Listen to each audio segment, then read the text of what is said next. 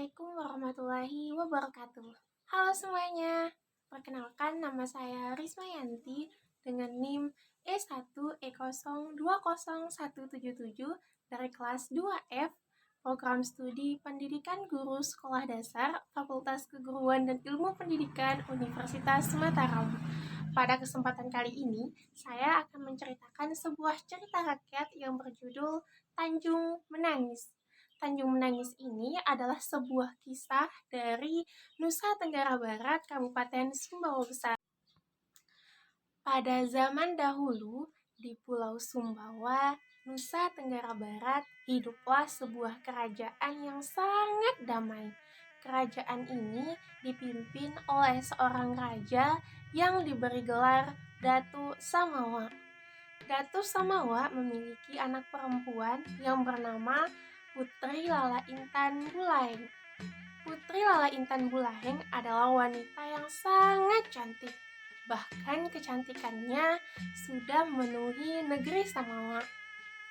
Lala Intan Bulaheng ini tidak hanya cantik parasnya, namun juga baik budi pekerti dan perilakunya. Sehingga pada suatu waktu, Putri Lala Intan Bulaheng ini mengidap penyakit yang sangat aneh. Bahkan, tidak ada seorang pun yang belum bisa menyembuhkannya. Datu Samawa, ayah dari Putri Lala Intan Bulaheng ini, sudah melakukan banyak hal untuk kesembuhan putrinya, namun tidak membuahkan hasil sama sekali. Datu Samawa pun meminta bantuan kepada negeri tetangga, yakni ke Datu Bima dan Datu Dompu untuk dikirimkan tabib terbaiknya untuk menyembuhkan putrinya. Namun, lagi-lagi tidak membuahkan hasil. Sang putri masih saja sakit dan belum ada yang mampu menyembuhkannya. Bertahun-tahun sudah, Putri Lala Intan Bulaheng ini mengidap penyakit yang sangat aneh. Namun, selama itu pula, belum ada yang mampu menyembuhkan penyakit anehnya ini. Datu Samawa pun sangat sedih, sangat putus asa karena tak ada yang bisa ia lakukan lagi. Terbilang lagi melihat keadaan istrinya yang setiap hari menangisi keadaan sang putri.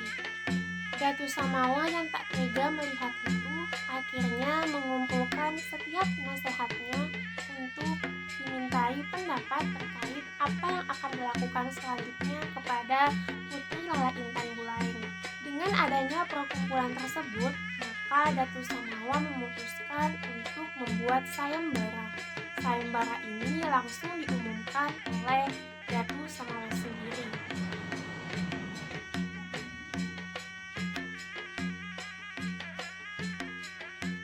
Pengumuman Negeri Samawa.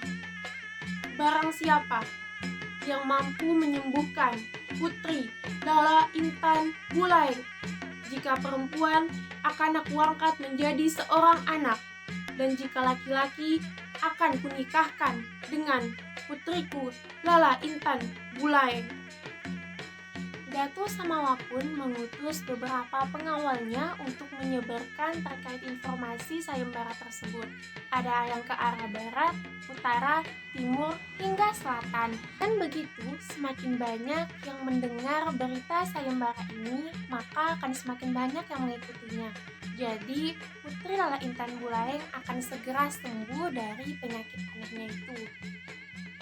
Berita tentang sayembara itu sudah terkabar dan terdengar oleh seluruh penjuru negeri. Jadi, tidak ada alasan untuk Putri Lala Intan Bulaheng tidak sembuh dari penyakitnya ini.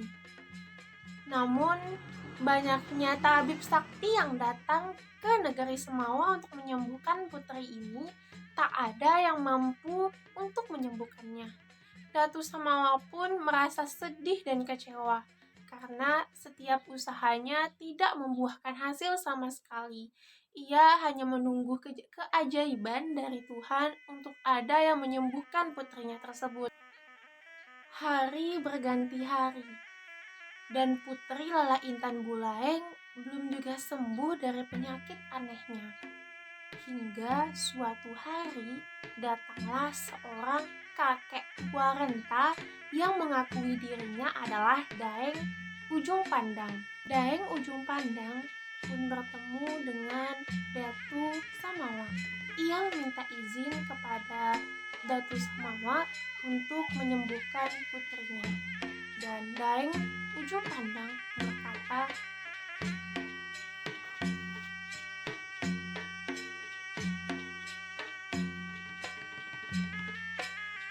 "Ampun Baginda, hamba memberanikan diri datang dari Ujung Pandang untuk mengikuti sayembara yang Tuan adakan.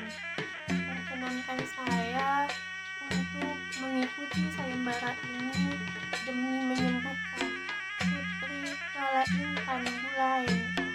Datu Samawa pun menjawab, "Tentu saja dari Ujung Pandang, siapapun boleh mengikuti sayembara ini." Akhirnya, Datu Samawa meminta pengawal mengantar Daeng Ujung Pandang untuk menemui putrinya. Setibanya di kediaman Putri Lala Intan Bulaeng, pengawal langsung mempersilahkan Daeng Ujung Pandang untuk menemui sang putri. Setibanya di sana, Daeng Ujung Pandang berusaha untuk menyembuhkan penyakit aneh yang dimilikinya. Daeng Ujung Pandang berdoa, dan dengan izin Allah, Putri Lala Intan Bulaeng sembuh dari penyakitnya. Setelah sembuh dari penyakitnya, Putri Lala Intan Bulaeng bersama Daeng Ujung Pandang dan pengawal di belakangnya berjalan menuju menemui Datu Samawa. Tentu saja Datu Samawa yang melihat hal itu sangat bahagia karena kesembuhan putrinya. Namun, sesuai dengan perjanjian yang dijanjikan oleh Datu Samawa yang akan menikahkan putrinya dengan seorang laki-laki yang akan menyembuhkannya.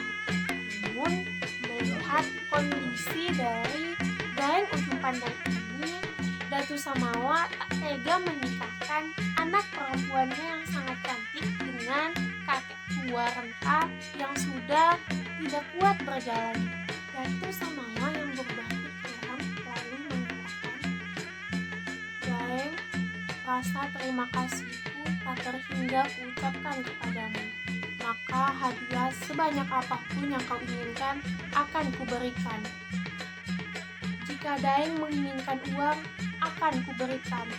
Tidak hanya itu, jika Daeng menginginkan emas, permata, dan semua hartaku, aku akan memberikannya, kecuali untuk menikahkan putriku denganmu."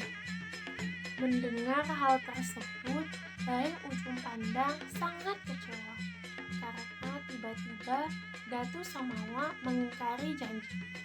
Dengan sangat sopan, Daeng Ujung Pandang menolak penawaran yang akan diberikan oleh Datu Samawa.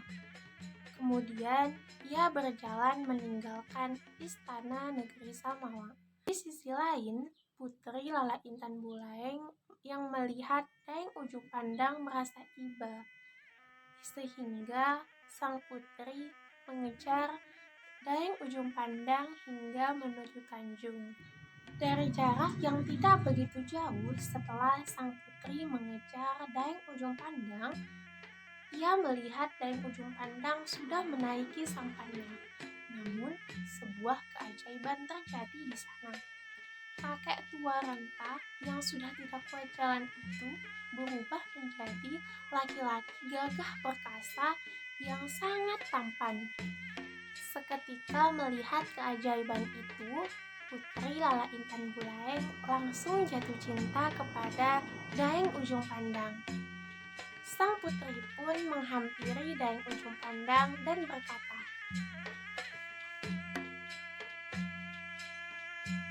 "Apakah benar Tuan kakek tua yang mengobati daku?" Kemudian Daeng Ujung Pandang menjawab,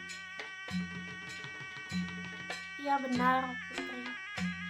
Hambalah perwujudan dari kakek tua itu. Hamba datang dari kerajaan Goa."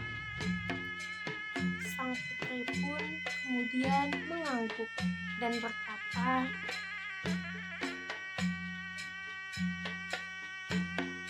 "Tunggulah Tuan, Marilah kita menghadap Ayahanda. Seharusnya Engkaulah yang akan menjadi suamiku. Marilah bersama menuju Ayahanda untuk mengatakan yang sebenarnya. Namun, usulan dari Putri Lala Intan Bulaing ini tidak disetujui oleh Daeng Ujung Pandang. Daeng Ujung Pandang pun menjawab,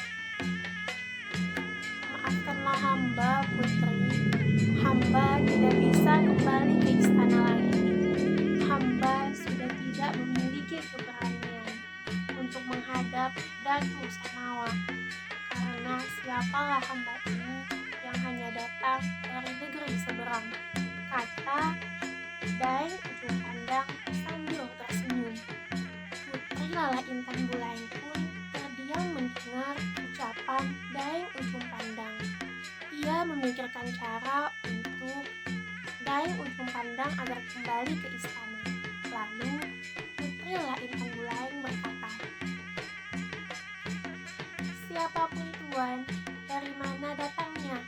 Apabila pandai membawa diri dan elok menempatkan sikap, maka akan saudara sejiwa. Jika tuan tetap bersedia, maka saya akan tetap berada di sini," sumpahnya. Perkataan tersebut membuat Daeng Ujung Pandang terhenyak. Namun, ia memang sudah berbuat hati untuk pergi dan mengikhlaskan sang putri. Daeng Ujung Pandang pun berkata, "Maafkan hamba, Tuan Putri. Semoga kita dipertemukan oleh Allah suatu hari nanti," katanya sambil mengayuh sampannya yang laju. Putri Lala Intan Bulaing pun merasa sangat sedih. Ia menangis sejadi-jadinya karena telah ditinggalkan oleh cinta pertamanya. Dan tanpa disadari, Putri Lala Intan Bulaing ini sudah berlari mengejar Daeng Ujung Pandang hingga ke tengah laut dan tenggelam. Oleh karena itu, Tanjung itu disebut Tanjung Menangis karena mengingat kisah dari Putri Lala Intan Bulaing dan Daeng Ujung Pandang. Sekian kisah dari Tanjung Menangis oleh saya. Semoga bermanfaat. Bagaimana tentang kisah Tanjung Menangis? Menarik bukan? Nah, jadi pelajaran yang dapat kita ambil dari cerita ini adalah kita senantiasa untuk selalu menepati janji kepada siapapun, karena telah berjanji maka harus menepati. Wassalamualaikum warahmatullahi wabarakatuh.